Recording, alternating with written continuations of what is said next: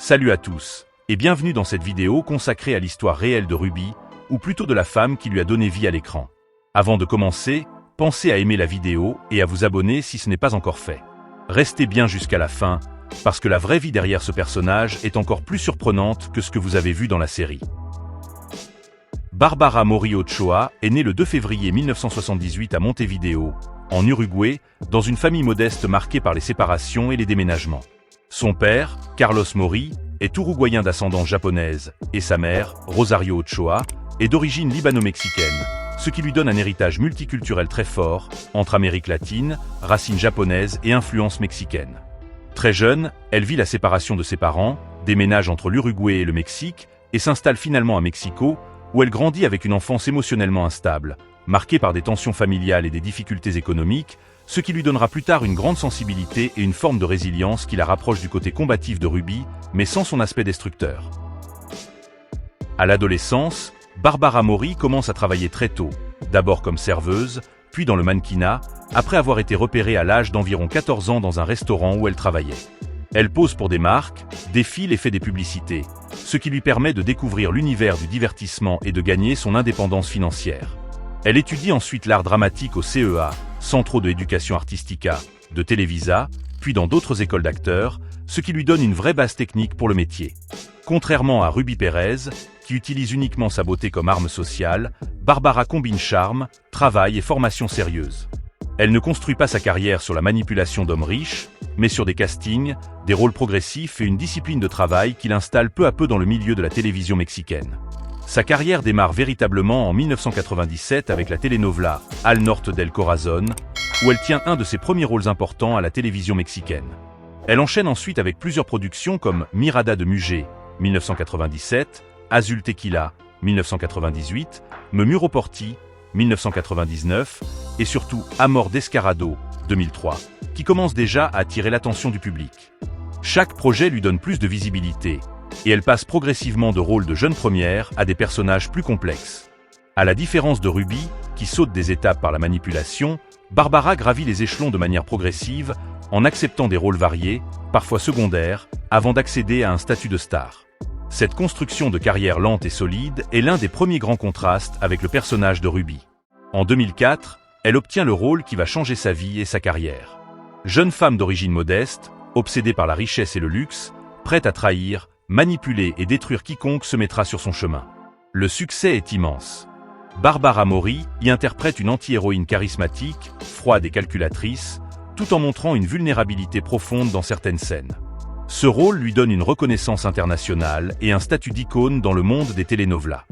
Beaucoup de spectateurs associent encore son visage à celui de Ruby, au point qu'il devient difficile, pour certains, de la séparer de ce personnage dans leur mémoire. En 2005, elle joue dans le film La Mujer de mi hermano, My Brother's Wife, un drame érotico-romantique où elle incarne une femme mariée qui entame une relation avec le frère de son mari.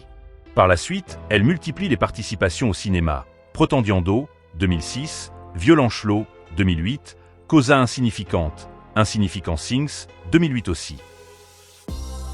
En 2010, elle franchit une étape internationale importante en jouant dans le film indien Kit, une production Bollywood dirigée par Anurag Basu, aux côtés de Hrithik Roshan. Elle y incarne une immigrée latino-américaine sans papier aux États-Unis, ce qui lui permet d'exploiter son image de femme forte dans un autre contexte culturel. Le film ne rencontre pas un succès unanime auprès de tous les publics, mais il renforce la notoriété de Bárbara au-delà de l'Amérique latine. En parallèle de sa carrière d'actrice, Bárbara Mori se développe aussi comme productrice. Elle fonde sa propre maison de production, il existe des références à Bab Mori Productions, selon certaines sources, et commence à s'impliquer dans des projets où elle ne se contente pas d'être seulement l'interprète, mais aussi une force créative derrière la caméra. Elle produit notamment Amor, Dolor et vice-versa, et s'implique dans le développement de projets plus indépendants. Sur le plan personnel, Bárbara Mori a une vie marquée par des relations importantes et par la maternité. Elle a un fils, Sergio Mayer Mori, né en 1998, qu'elle a eu avec l'acteur et homme politique mexicain Sergio Mayer. Elle devient mère très jeune, ce qui change profondément sa vision de la vie. Là où Ruby voit souvent les enfants comme des moyens de contrôler une situation ou un homme, Bárbara parle dans plusieurs interviews de la maternité comme d'un moteur pour mûrir, se responsabiliser et mieux gérer sa carrière. Sa relation avec Sergio Mayer ne dure pas, Ils se séparent aux alentours de 1998, dans la même année. Mais, ils continuent à partager la parentalité de leur fils. Son fils deviendra lui-même acteur et musicien plus tard, ce qui prolonge la présence de la famille Maury dans le monde du divertissement. Plus tard, Barbara Maury se marie avec le joueur de baseball Kenneth Ray Sigmund en 2016. Leur mariage fait beaucoup parler dans les médias latino-américains, mais le couple divorce en 2017, après une relation relativement courte. Ce mariage et ce divorce ne ressemblent pas à une intrigue de telenovela classique, mais les médias les commentent avec le même genre de sensationnalisme que celui qu'on retrouve souvent dans les fictions. Cependant, contrairement à Ruby, qui détruit tout sur son passage par rancune et vengeance, Barbara garde un profil plutôt discret sur les détails privés de cette séparation. Elle préfère utiliser les interviews pour parler de son travail, de sa santé et de ses projets plutôt que d'exposer des conflits personnels. Un aspect très important de la vie réelle de Barbara Maury, qui la différencie fortement de Ruby, est son rapport à la santé et à la vulnérabilité. Elle a révélé avoir été touchée par un cancer du sein, diagnostic autour des années 2000-2010, selon les sources, qu'elle a réussi à surmonter. Cette bataille contre la maladie a profondément changé sa manière de voir la vie, la priorité qu'elle donne à sa famille, à son bien-être et à des causes sociales. Elle devient plus engagée dans la sensibilisation au cancer et parle ouvertement de l'importance de la prévention et des examens médicaux. Là où Ruby n'admet presque jamais sa fragilité, considère la maladie et le handicap uniquement comme des obstacles à son image, Barbara assume sa vulnérabilité comme une force et un moyen d'inspirer d'autres femmes. Au fil des années 2010, Barbara Maury continue de tourner, mais choisit ses projets avec plus de sélectivité. Elle apparaît dans des films comme Cantinflas, 2014, où elle incarne l'actrice principale du côté du mythique comique mexicain, et Trintona, Soltrai Fantastica, 2016, une comédie romantique autour d'une femme de 30 ans célibataire qui questionne les pressions sociales. Ces rôles montrent une actrice capable de jouer aussi bien des drames intenses que des registres plus légers.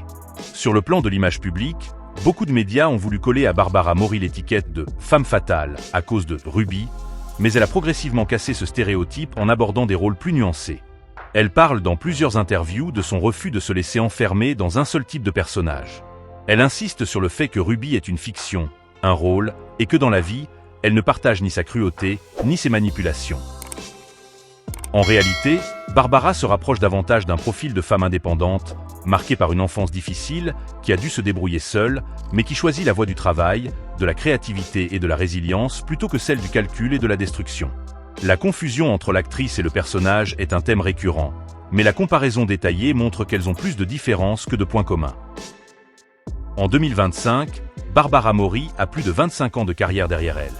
Elle a traversé des épreuves personnelles, comme le cancer et des séparations amoureuses, mais a construit une carrière durable. Et ça, mérite du respect.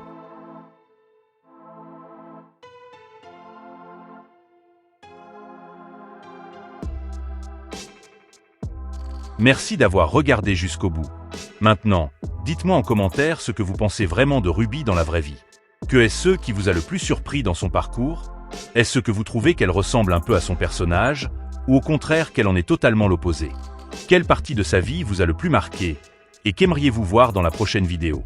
Une autre biographie complète, une comparaison entre plusieurs actrices, ou l'histoire d'une autre telenovela culte? J'attends vos réponses, abonnez-vous pour soutenir la chaîne, et on se retrouve très bientôt pour une nouvelle analyse.